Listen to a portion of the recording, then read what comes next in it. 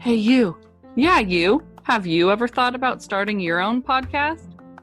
We're two busy moms and boss ladies. If we can do it, you can too. When we were trying to get this podcast off the ground, we had a lot of questions. How do we record an episode? How do we get our show into all the apps people like to listen to? How do we make money from a podcast? The answer to every one of these questions is really simple. Anchor. Anchor is a one-stop shop for recording, hosting, and distributing your podcast. Best of all, it's 100% free and ridiculously easy to use. And now, Anchor can match you with great sponsors who want to advertise on your podcast. That means you can get paid to podcast right away. In fact, that's what we're doing right now by reading this ad. So if you've always wanted to start a podcast and make money doing it, go to anchor.fm/start to join us and the diverse community of podcasters already using Anchor. That's anchor.fm/start. We can't wait to hear your podcast. You're listening to Boss Ladies and Babies With Mickey and Megan, two best friends adventuring through motherhood building our careers and not losing our shit. Welcome back to Boss Ladies and Babies. This is Megan. And this is Mickey. Welcome back. How's it going, Mickey? Good. Oh, it's another beautiful day. No complaints here. How about you? Good. Yeah, beautiful. You're wearing a sweatshirt. I'm like, do you have AC going? Like, I'm so hot in my house right now. I'm like, how are you in that cozy sweatshirt? I know, because it's been so nice that my husband today switched our heat pump from heat to cold, and now our house is freezing. So I'm like, that kind of defeats the purpose of the whole thing if it's beautiful out and I'm freezing in the house. Anyways. Yeah. Oh, that sounds amazing. I hope it's been beautiful for everybody listening. I know it, like in our areas, this weekend was in the 80s, at least down here, which was intense. I was like, I kind of like that the spring to transition from like my body being fully covered at all times to like just my arms being covered, maybe my ankles, and then then it could be a short sleeve and then a tank top and then like a long short and then shorts, right? I'm not ready to go from like leggings and sweatpants and sweatshirts to like bathing suit, Right. Yeah, I know. And my kids, so in Washington, if you guys aren't from the Pacific Northwest, it just is cold and wet here for 9 months out of the year. So I know my family gets so excited about sunshine. So my kids have been playing outside like shirtless for probably 2 weeks, like way sooner than's appropriate for sure. But it's keeping us all entertained and happy. So I'll take it. Washington, when it's 55 degrees out and everyone's in shorts. Yeah, it's crazy. Oh my gosh. Yeah. It's been nice, but I'm excited. And anybody, don't at me, but I'm excited that it's supposed to cool back down and start raining again, because that is why I live in this beautiful state. Anyway, we're not here to talk about the weather. We're here to talk about your Enneagram type and how you can use that as a tool in your marriage. And this episode is so exciting for me. I just was like nerding out the whole time our amazing guest was talking. So I hope you guys are ready to take some notes and just tune into some pure gold being thrown your way for your marriage, relationships in general, and just getting to know a little bit more about who you are. But we got to get into our highs and lows before we get into all of that good stuff. So let's kick it off. Do you want to go first this time? I'm sure. I'll try to keep it brief too. My high is that both of my kids are at school right now all day, and I'm just so excited about it. And my husband's off. So today was our first day where we're like, oh my gosh, we have like 7 hours for the next 4 days in a row to do whatever we want. And we're like just way too happy about it. And I like felt guilty. I was like, I miss them and I do love them and everything, but going to Costco is so much better with just you and not them. So yeah, we're living it up this week. That's amazing. Let's see, my low. It's been great. I am one of those people that just like thrives off of the sunshine. That's why I'm like giddy every day that the sun's out. So yeah, I don't have too much of a low. I've been kind of keeping you guys in the loop about my son with his like stomach problems. I took him to the doctor last week, and I guess my low will be that we had to take him to get an X-ray. which it went well, and the results and everything are great. Like, it went well. It was so freaking busy in there, and like I ended up making 3 trips to the X-ray place because the lines were so long, and I had to leave and go pick one other kid up, and then come back, and then it was too busy, so we left and came back the next day. It was just a shit show, but at least it turned out good, and like he's being treated, and he's like no issues there, so that's good. Good. Yeah, that's really good. Phew. Oh man, the X-rays are like intense, and especially with people everywhere. Like, okay, so highs and lows. Let's see. This weekend, this will be my high. We decided to go to the Olympic game farm out on the peninsula, which was just so cool because that was like, we went there when my sisters and I were kids all the time. Like, that was like our family thing. And have you been there, Mickey? No, I haven't. It's so awesome. You drive through, and like yaks and llamas, and there used to be zebras, but I think they bit too many people, so they're like behind a cage now. And like there's peacocks everywhere, bald eagles, grizzly bears, which you can't pet, but like they're very close to you. And literal buffaloes come up and put their huge heads and tongues in your car. Buffalo tongues are disgusting. If you've never touched one with your bare hand, I highly recommend it. No, I'm just kidding, I don't. But like literally these amazing beasts come up to your car, and you feed them bread, and it's just like, you just drive through. It's like, enter at your own risk because they could definitely damage your car, but it's so fun. So we got to go do that this weekend, and we just had a family day, the 3 of us, which we haven't done in so long. And it was like perfect outing, like totally COVID safe. Like, you don't even have to get out of your car. And then afterwards we went to, right up the road, there's a place called the Dungeness Spit, which is like this beautiful spit. The beach is gorgeous. There's rocks and sand and driftwood, and it was like the perfect day. And we went and sat out there and had a picnic. There's like a little hike on the way down. But it's a 2.5-hour drive each way.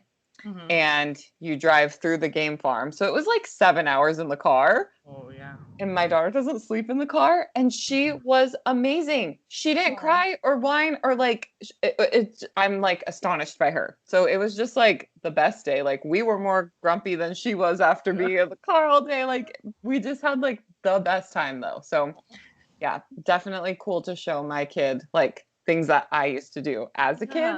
It's really cool. My low is I had to go shopping, which I don't like shopping. I've never liked shopping. COVID's made me hate shopping even more because, people, like, I'm not used to being around people anymore. So, my sister's bachelorette party is coming up, which I'm super excited about, super nervous. Like, we're doing it very safely. But I needed some items. I wanted some new clothes to wear to this bachelorette party and for the weekend and stuff. So I wanted to go somewhere other than like classic Target that I always go to. And I was like, okay, I tried ordering stuff online, like it just wasn't working out. So I was like, I'm going to have to go somewhere else. So I walk into the mall, and I'm like freaking out. And I like start walking over, and I see the food.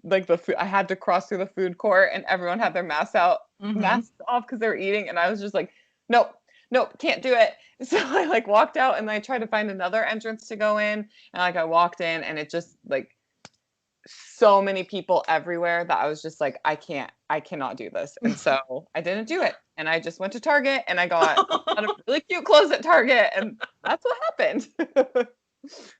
Oh my gosh, that's so funny. Yeah, we been going out more places with our masks, and I have hand sanitizer in my purse in each car. Like, we're all about it. We get home, we all wash our hands, like everything.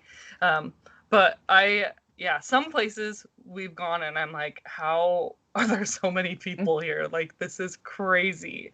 Yeah. So it's gonna be a while before you're able to like rejoin society. And you're vaccinated, right?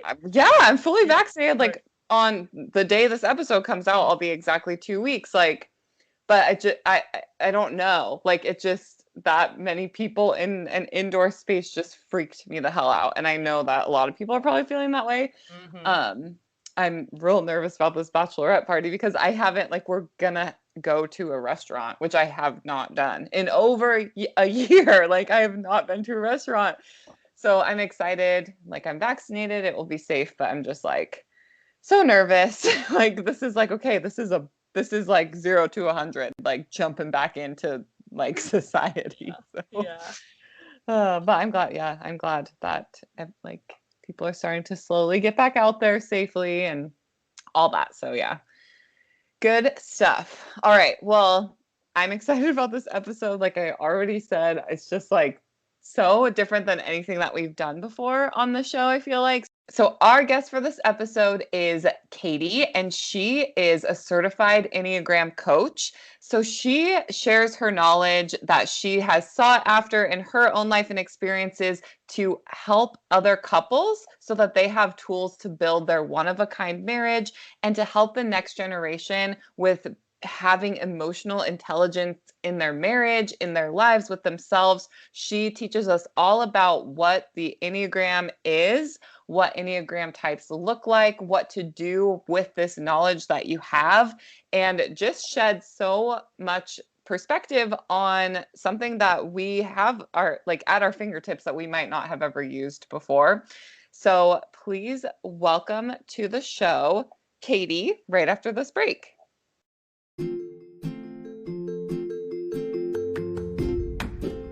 Hey, Boss Lady, we want to support you and your business on our show. We're rolling out a new segment where we will be highlighting boss ladies in our community by running an ad for your business.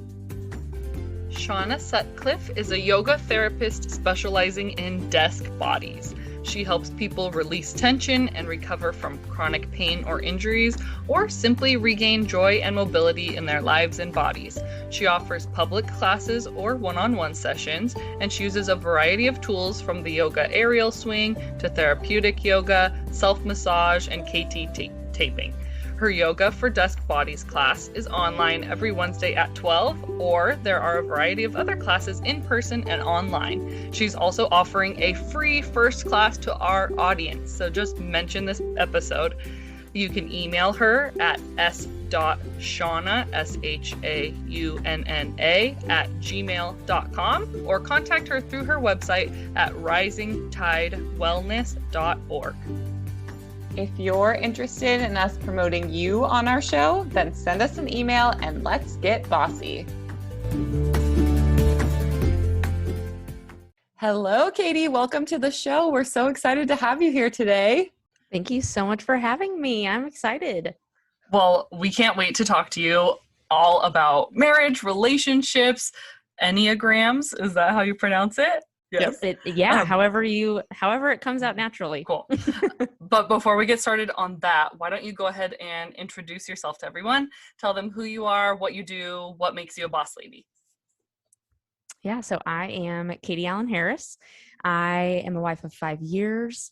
I come from a broken home, like so many other people.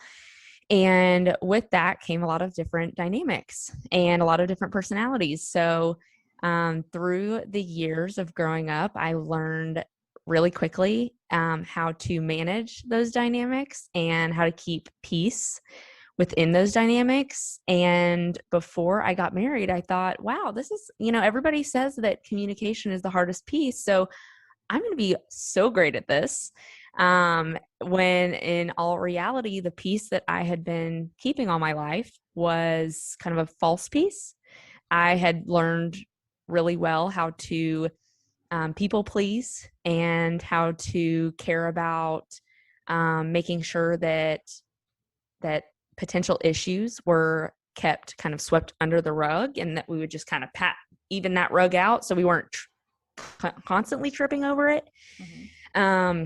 And so all of that to say, when I got married, I quickly found out that, I haven't quite learned this person like all of the other people.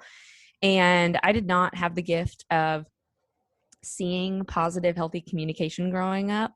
So I knew pretty early on that that's something I cared a lot about, because I knew that we would come across conflict in our marriage, right? That's pretty unavoidable.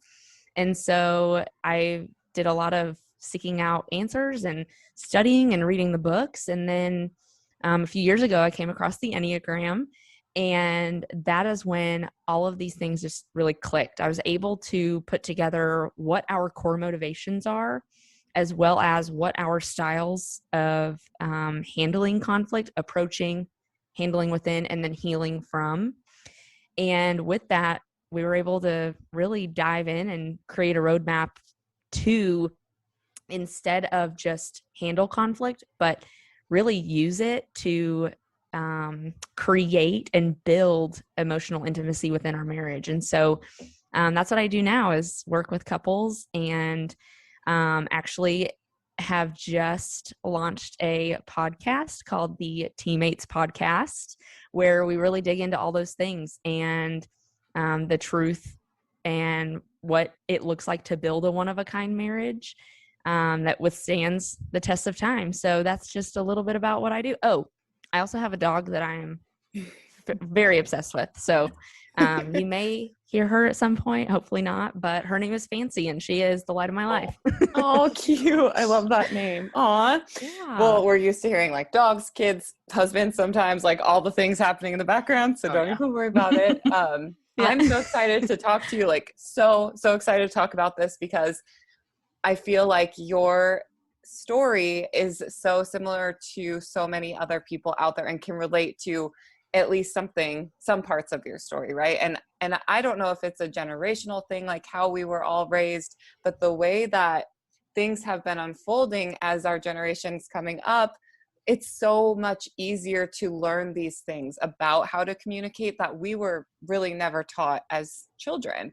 And I think especially the Enneagram is so interesting because, what would you say, probably 3 or 4 years ago, it became like really popular. You're hearing everybody talk about, oh, what do you do? Do you have any kids? Are you married? What's your Enneagram? And it's like, oh my gosh, this is becoming like a huge part of our culture. And it's amazing that we can really use this to help our marriage and our other relationships. And so we're excited to talk with you about this and kind of get to know how we can start to do that through Enneagram and just through that communication that you're talking about. So let's just get into it in case somebody hasn't heard of Enneagram. What is it, and how's it different than like other personality types? Yeah. So essentially the Enneagram is it's a personality tool. That's all it is a tool. When I talk with people, and like you said, it has become pretty hot and people ask all the time, do you know your Enneagram type? Often I hear either two different types of people who, if they know about it, one says, oh yes, I know it. This is my type. This is why it has, given me so much insight into my motivations, who I am, not so much who I am, but what drives me. And then there's the other party that says, yeah, I took the test and like, I kind of was like this one, but I'm not really sure. And the difference between those two people is that one of them has a purpose in using it as a tool. The other is just for fun. And neither is wrong. Neither is better than the other. But I use it as a tool because there's purpose behind the reason why I know my type and the reason why I encourage clients to figure out their type. And so with this personality tool, it is essentially 9 different types. It's numbers 1 through 9. And each type is defined by what I call the core 4. It is the core 4 motivations. There is the core desire that we are running towards, the core fear that we're running away from, the core weakness that we're stumbling over, and then finally the core longing that is kind of like the finish line. That's what we want to hear from people, is that core longing. It's the message that our heart longs to hear. And these core motivations are just that, are motivations. The Enneagram does not tell you who you are, what you do, any of that. It's not a behavior based, it's a motivation internal based. And that's why nobody can tell you what your Enneagram type is other than you. And with the Enneagram, I just really love the practicality of it and how nuanced it is. There's so many different things, and it's not just a one size fits all. And it's kind of like each type is a color, and within those color, there's shades and different hues. So like, for instance, I am a type 9, and type 9s, let's say they were purple. I might be lavender, while another type 9 might be more of a like fuchsia, like a really, or a like deep eggplant, something like that. So that is just some of the fun of it. And I really like to say that the Enneagram doesn't put you in a box. It more so shows you the box through which you are operating and gives you the insight to know, okay, how do I step out of this comfort zone, out of this box that I kind of operate out of? Because we all as humans want to, live in our comfort zone, and it gives you the power to see that and be able to step out of that box. So that's a little bit of a rundown of what the Enneagram is as a personality tool. I'm also a 9. That's so funny. Ooh. Oh, yes. Yes. So I don't know mine yet. Where can we go to? Is there like a test to take? Where do we find out which type we are? Because now I'm really excited about it. Yeah. So your Enneagram coach has a really great free quiz test, whatever you want to call it. And when you go through, any test is about 80% accurate as at best. And so with this test, what I like about it is that at the end of it, it gives you your top 2 most likely results. And then all of the other ones, it kind of gives a percentage of what your likelihood is that those are your types. So I always recommend that for anyone who is interested in learning their Enneagram type, to take that quiz, like I said, yourenneagramcoach.com. And then I think it's like /assessment.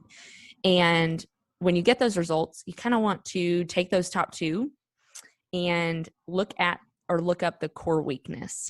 The core weakness is that kind of like dagger in the heart where it's like, ooh, that hurts a little bit. Nobody wants to be their type because they connect so deeply with it. So all the time I hear like, I'm the worst type. And I'm like, no, you're actually not. There's not a worst type. There's no type that's better than another. Each type just has different natural strengths and different perspectives of the world based on their motivations. And so it's really interesting to hear that from people, though, because it's typically due to their deep connection with that core weakness. That's how I discovered that my type was a type 9. And that's how I tell other people is, that the one you don't want to be is probably the one that you are. Oh my gosh, that's funny. This wasn't in our discussion ahead of time, but can your Enneagram change like as you evolve as a person and as you work on yourself as a person? Or is that just like a core weakness from like birth and just learned behaviors as you went through childhood? I think it's a mix of nature and nurture. I think that your like brain is wired to have a specific set of motivations. So I think that your type remains the same. I think that just the health of an individual is different in those types. So there are like I said earlier, it's very nuanced tool. And so each type has 2 other types that they're directly connected to that they kind of lean on and take on some tendencies and strategies when it comes to coping with stress or challenging themselves to experience growth. And so with that, someone who is in a season of health or stress may look like a different type. And that's where the core motivations come into play. And you really want to stay connected with those core motivations, and that core weakness remains. But your nurture, the way you've grown up, what your experiences have been, may kind of affect the way that type, how severely you rely on those core motivations and how much you cling to that comfort zone. Okay. How interesting. Okay, so you are a type 9. So how has Mm-hmm. your type specifically affected you in your marriage and your relationships, positively or negatively? Yeah. So, like I said, when I actually read The Road Back to You. It's a great book. If anybody has not read it or has read it, I'm sure they would agree. I love it. I've only heard great things. And when I read through the type 9, I was like, oh, that kind of hurts. So it definitely at the beginning was more of a harsh reality of kind of coming to grips with what my motivations are and how I cling to that and how I kind of, what that comfort zone looks like for me, unfortunately. But the great part is that once you can do something about it. And so for me, and I'm sure anyone else who's married and knows their Enneagram type, the next thing you want to do is find out what's my spouse's type. So that was me. I was like, I need to know what his type is. And this was a few years ago. So it was before I even really knew a ton about the tool.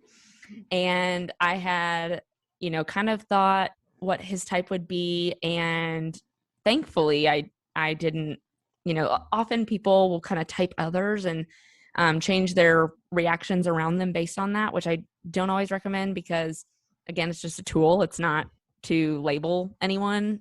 And so with my spouse, my husband, I was like, okay, what do you kind of resonate with? And just kind of slyly was like trying to like get it out of him without saying what I was like talking about, and ended up realizing and discovering that he's a type 5. So I'm a type 9. He's a type 5.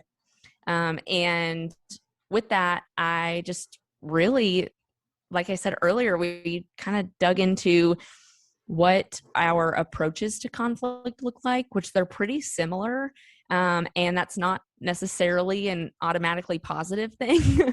When people approach conflict in the exact same way, it can kind of be like two forces like going against each other.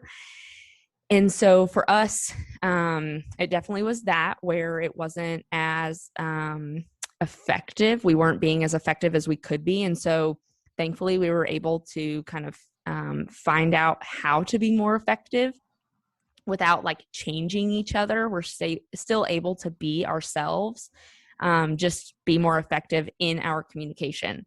Then we were able to not only see how we both approached conflict, but then also use the tool to see how we heal from it. And what's interesting is that while our approach was similar, our healing was very different. And what that really comes from is just differences in perspective and differences in needs. So the 5 love languages, often we love others in the same way that we prefer to be loved.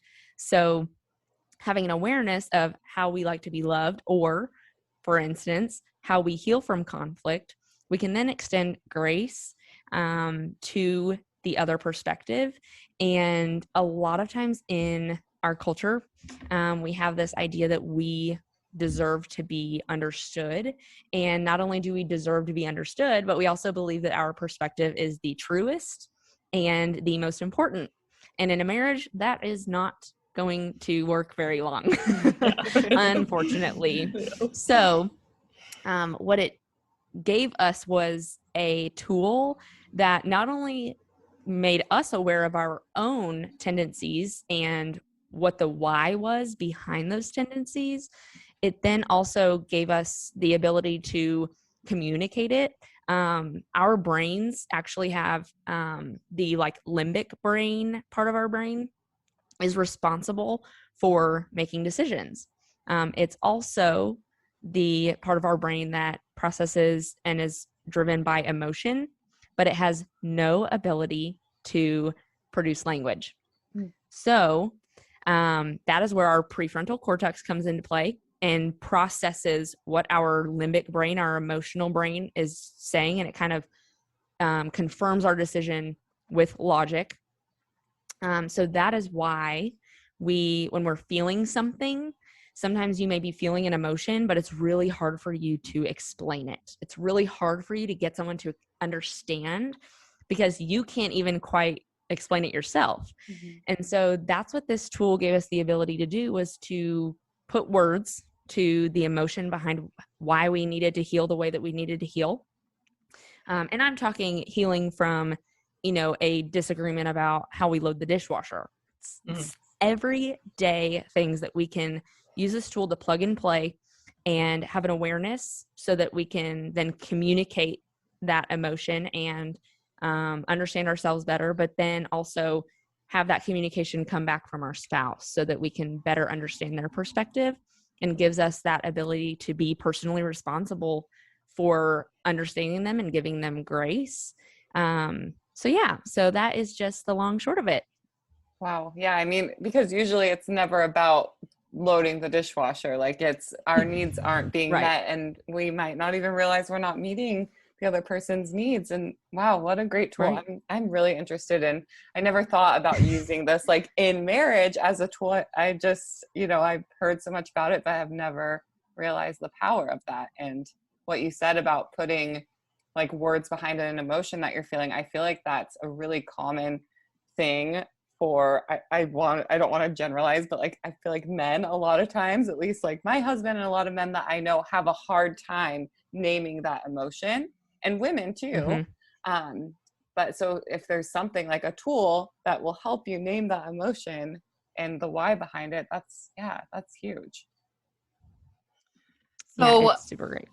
So I have like the basic of basic questions. So we go to take this test.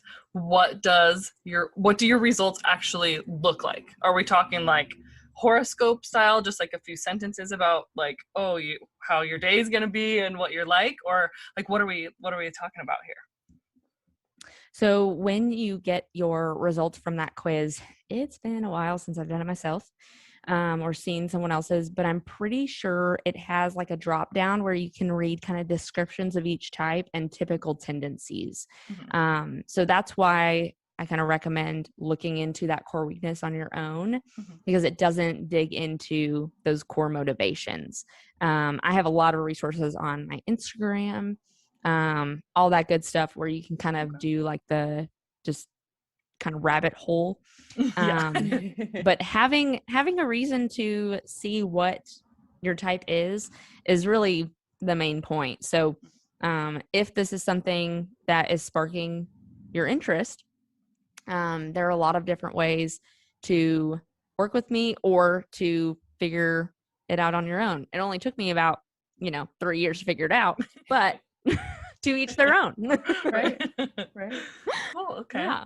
So I was just like so into this idea of this marriage tool, because I've never heard anybody talk about it for like using it in marriage. And actually it sounds in line with a lot of things that like therapists will teach you, but just almost a different perspective where you feel like instead of having to like learn this new behavior, you're like starting from the root of the problem and understanding yourself in a different way than like how they would show you in therapy. So it's like a totally different perspective to get you the same results. I'm just like, this is really, really interesting. And I hope all of you listening are just as interested as us, because this is something that I haven't heard anybody talk about in this way before. And so one of the things that you talk about a lot is the one-of-a-kind marriage. And I'd really like to know like what that means to you and how people can really achieve their own one-of-a-kind marriage. Yeah.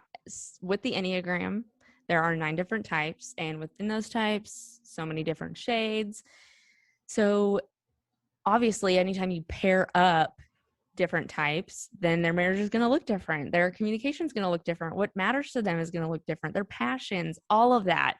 And not only are you taking 2 individuals who have led different lives, have different backgrounds, raisings, all of that, you are putting them together and then building this marriage that, everybody says, oh, we hope to make it a lifetime.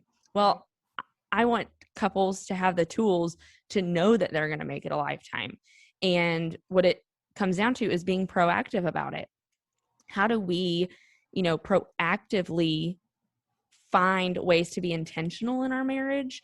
And what does that look like? So taking each type, and the intentionality can look the same. It's just those conversations are going to be different. The ways that you connect emotionally are going to be different.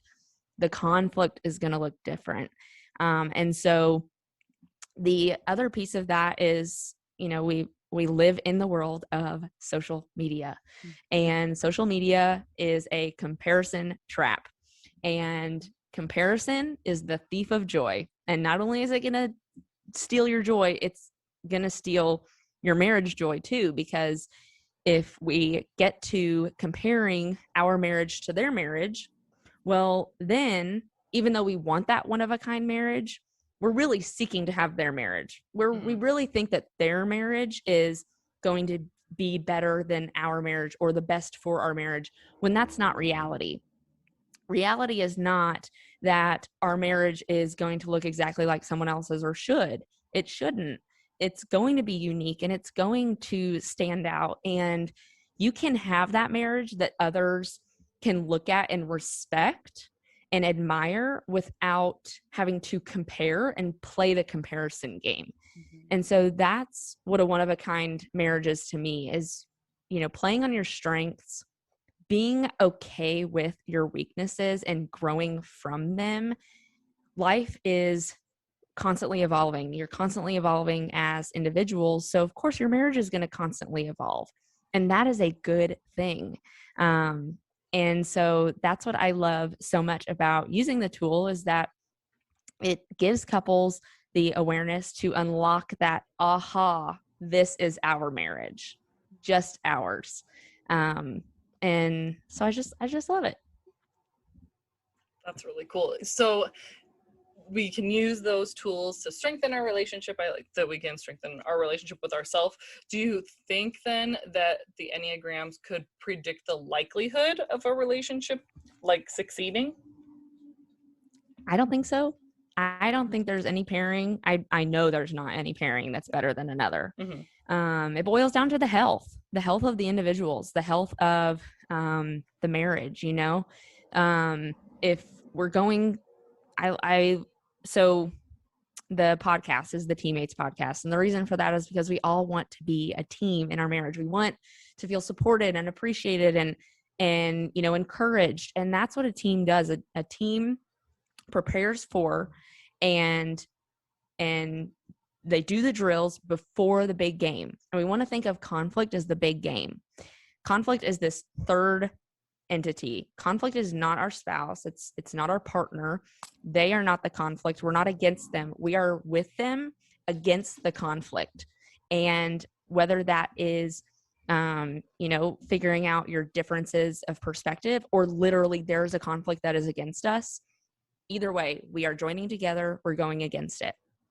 And if each individual is not in a healthy mental space and emotional space, then it's going to be really difficult to pair up together, because when we're in an unhealthy mind space, I'm going to get my dog really quick. 1 second, because she's just going to keep.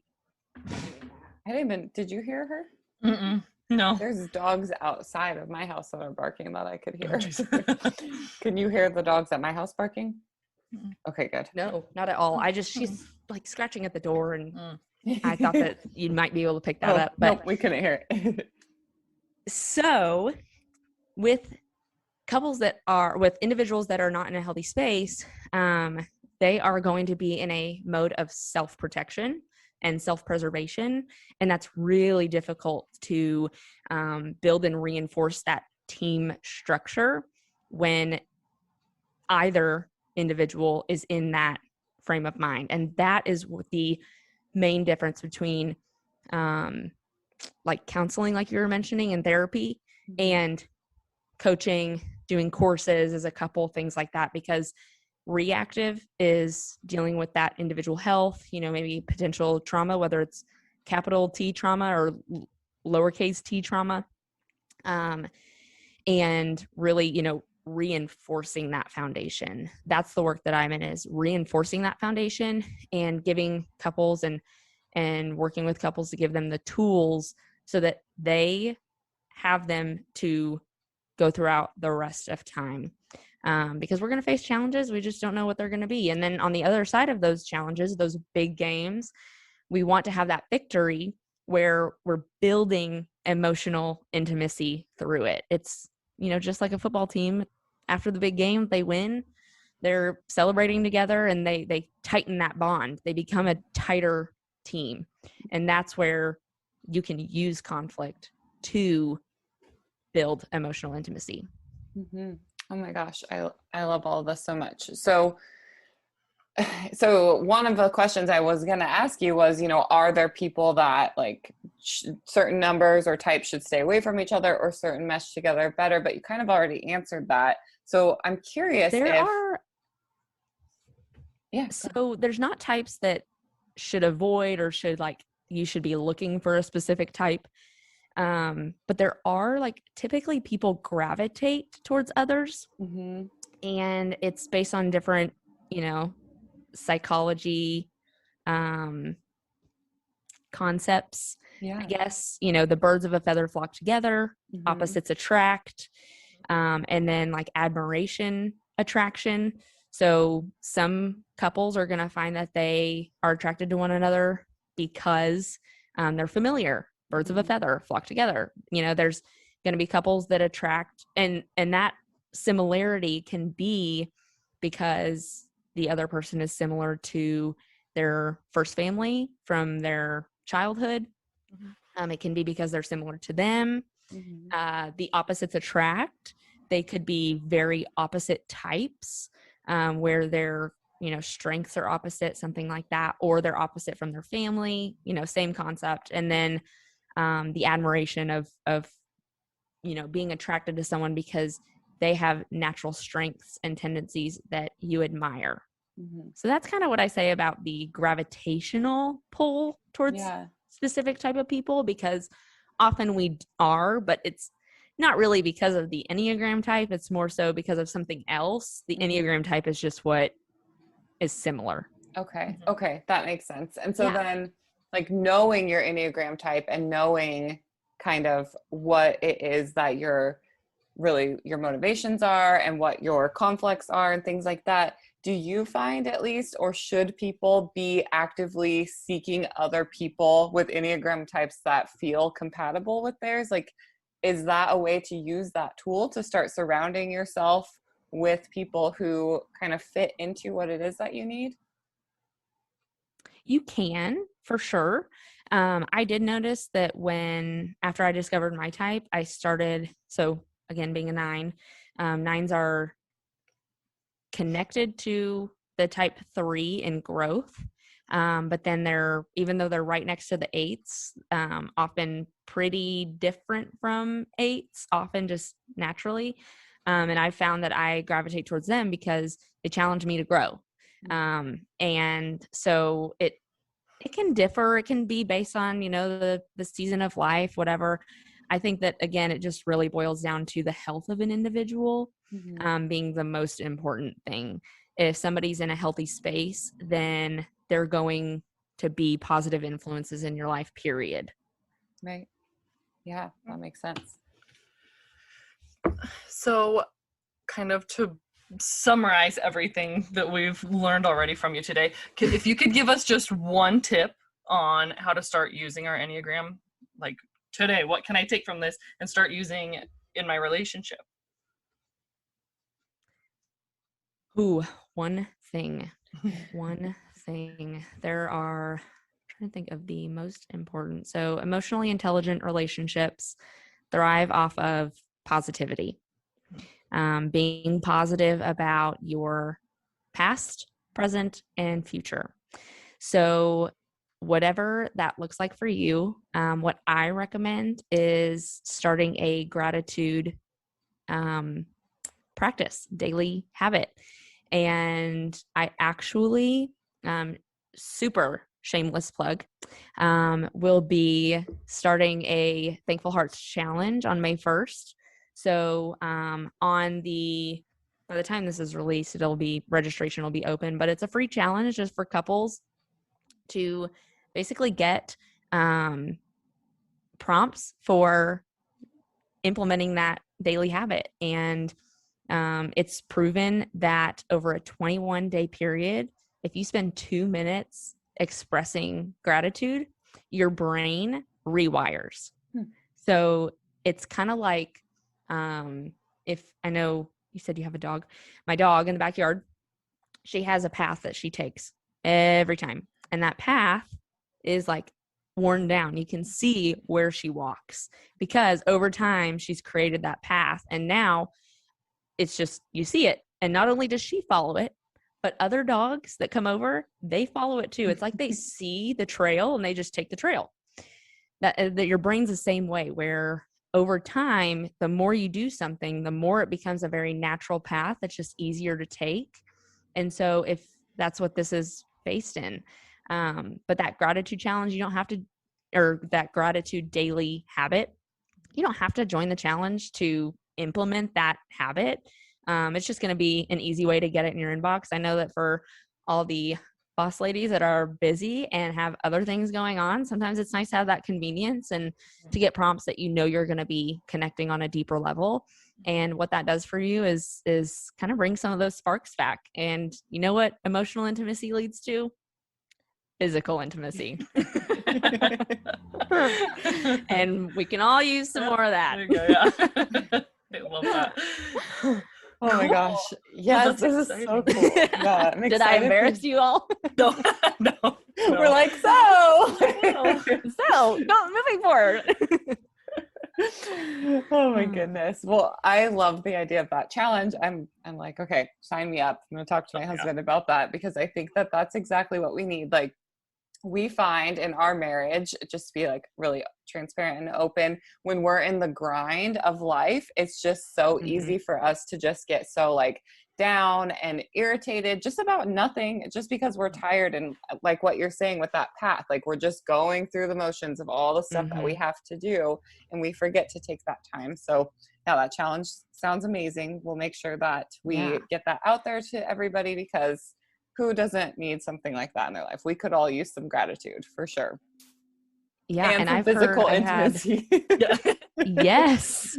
And then for like the husbands, it's words of affirmation, back to those love languages, it's the most common love language of people, like primary love language. It also runs higher as like men's primary love language.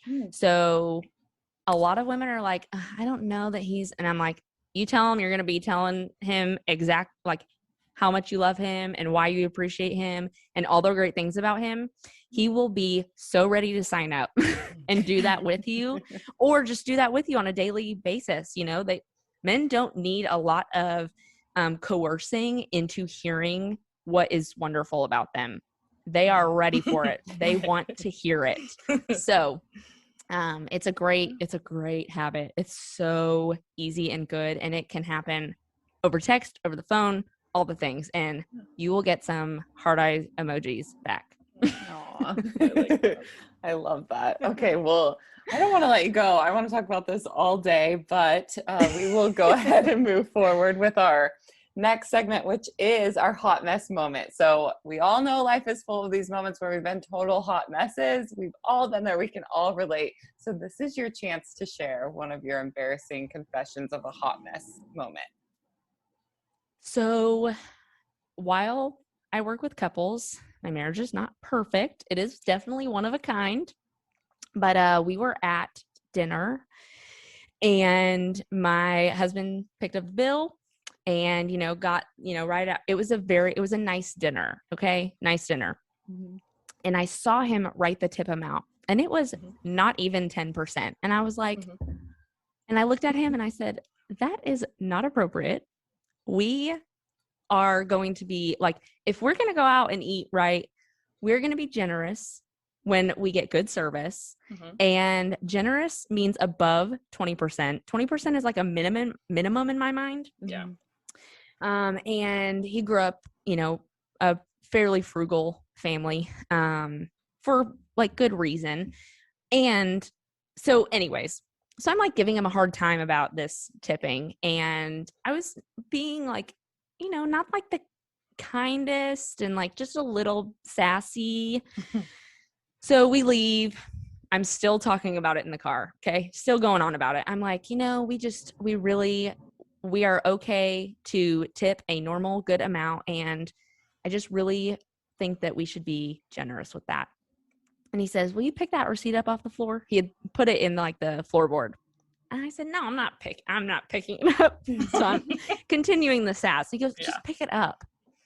And I pick it up, and it was the first receipt that he had written his really low amount. Mm-hmm. He had actually tipped a really good tip on the real receipt, but so I hope I'm making sense. It's actually on our refrigerator. The receipt is so that it's a constant reminder that I should be a little slower to speak and not as sassy, a little more kind sometimes. Yeah. So it's always a work in progress. Yeah. That was my one of my most recent super sassy moments. I mean, I'm making myself sound okay through it. It was not really that nice. You're amplify that. That's that perspective thing though, right? Where we just feel what we're saying is the right way and the most important thing and not really seeing it. Oh my gosh. Yeah. Thanks for sharing that. That's nice to hear from somebody who has all of these amazing tips and ideas to be strong and successful in your marriage, that you still have your sassy days and, can call out the husband too. It's not going to be perfect. It's just, the healthier it is, then the less frequent those not so perfect moments are. There you go. I like that. Less frequent. And the quicker you rebound from them, because it was pretty much done after I quickly was able to say sorry. Yeah. Well, and I love that you have it on the fridge. As a reminder, you're both through it and healed from it. And it's just a nice little, now it's an inside joke kind of thing with you guys. That's awesome. I love that. Yeah. Oh, gosh. Well, thank you so much, Katie, for everything. This was super informative. I know I, for one, am going to run and do my test right now when we're done talking with you. That's so exciting. But before we let you go, why don't you tell people where they can find you? Yes, you can find me on Instagram. That's where I spend most of my time, at Katie Allen Harris. DM me with any questions from this episode or any questions about your results if you take the assessment and have questions about it. And then the podcast, the Teammates podcast, currently on Stitcher and Spotify, working on Apple. Hopefully it's on Apple by the time this airs, but if not, definitely Stitcher and Spotify. And those are the two main places as of now, but I'll have that Thankful Hearts Challenge. I'll be sure to give you all the link for the show notes and all that good stuff. Great. But I just really appreciate you all having me on today. It was super fun to talk about. It's obviously something I'm very passionate about, and I just really hope that the impact of this goes beyond just marriages, that it really goes into giving the next generation and, families and future families that gift of seeing healthy, positive communication and conflict resolution that, I wish I had, but it's never too late, and it's never too late. So, again, thank you guys just so much. It was really fun. Yeah, thank you so much. That's the perfect way to end it. That is such a beautiful message, and we hope all of that comes true for everybody too. So thank you for sharing with everyone, and we're so excited to have you today. We will let you go, and we'll see everybody next week. Bye. Bye. Thank you for listening to Boss Ladies and Babies. If you like this episode, be sure to rate, review, and leave us some feedback. Make sure to follow us on Instagram and Facebook, and join the conversation in our Facebook group at Boss Ladies and Babies. And until next time, stay bossy.